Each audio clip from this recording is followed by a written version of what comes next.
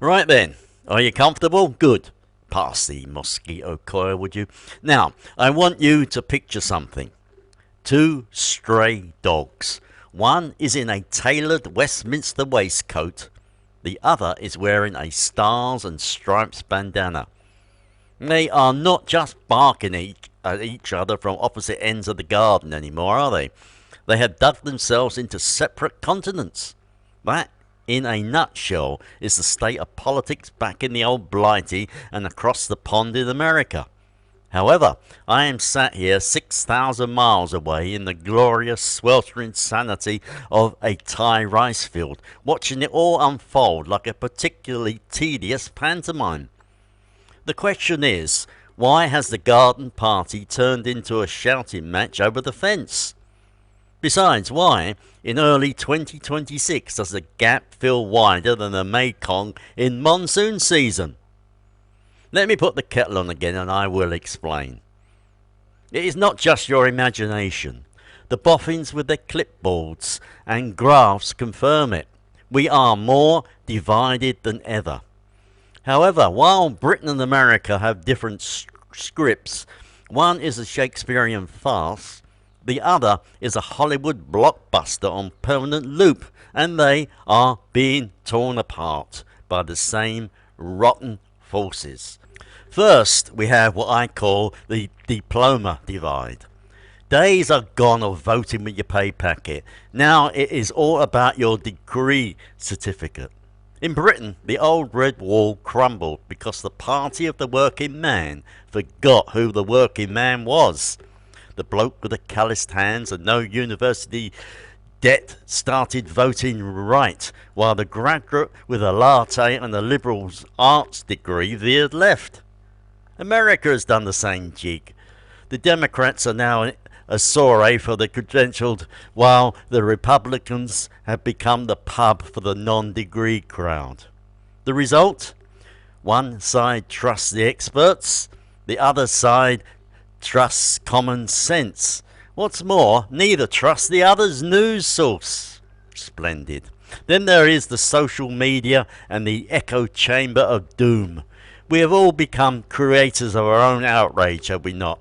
Those clever little algorithms are like malicious butlers, only serving you information that will make you splutter into your cornflakes. It creates a lovely feedback loop where your worst fears are confirmed before you even finish your first biscuit. Politicians have cottoned on. Why bother appealing to the sensible middle when you can just whisper sweet nothings of rage into the ears of the already furious base? Which brings us to the nastiest bit. Effective polarization. Or, as I like to call it, I rather think you are a rotten blighter factor. We have moved beyond disagreeing on tax rates. Now we see the other side not just as wrong, but as a genuine moral infection. Polls show record numbers think the other lot are a fundamental threat. When you believe the fellow across the aisle is evil, and compromise is not pragmatism, it is treason. Makes getting anything done rather difficult, as you might have noticed. On top of that, we are not even living near each other anymore. There is the great urban-rural split.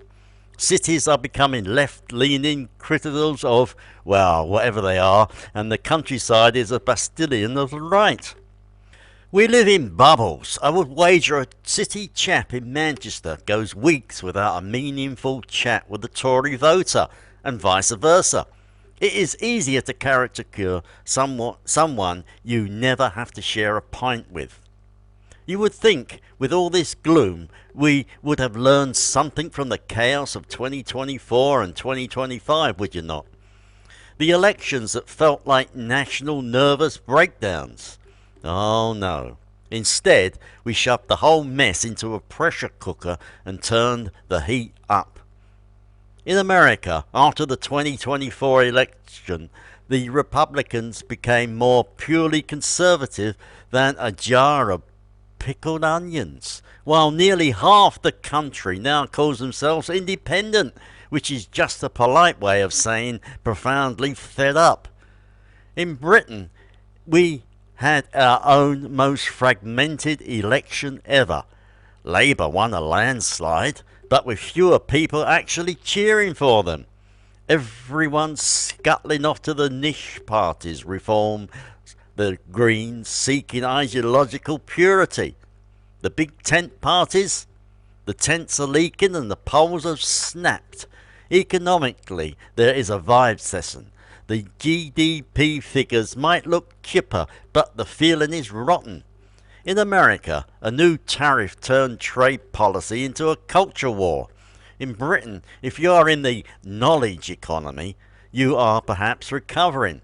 If you are working class, you are still feeling the squeeze every time you buy a loaf of bread.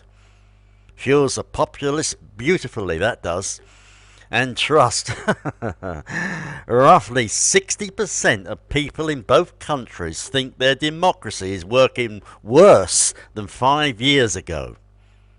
In America, 80% think the other side lives in a different factual universe.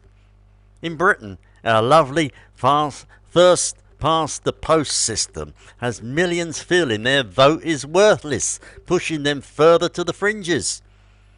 Therefore, what does it all add up to? The gap is not just about what we want government to do. It is about whom we think the government is for. In America, it is a bloody bare-knuckled brawl over the nation's soul. In Britain, it is a quieter, more bewildered question of whether our entire centuries-old system of doing things is utterly broken. We are heading into a very interesting year. Buckle up, but better yet, do what I did. Find a nice veranda, far, far away, make a proper cup of tea, and observe the madness with a healthy dose of sarcasm and sunburn. It is a sorry state of affairs when two great nations have more in common with my two neighbours fighting roosters, beautiful, loud, and perpetually trying to peck each other's eyes out, than with their own countrymen. The tragedy is not that we disagree, it is that we have forgotten how to share the same garden. Right, I rambled enough. Your turn. In the comments, tell me this. If politics were a garden party, what is the one thing you could say to the bloke from the other side that might actually start a civil conversation? However, no throwing the china. Take care and goodbye.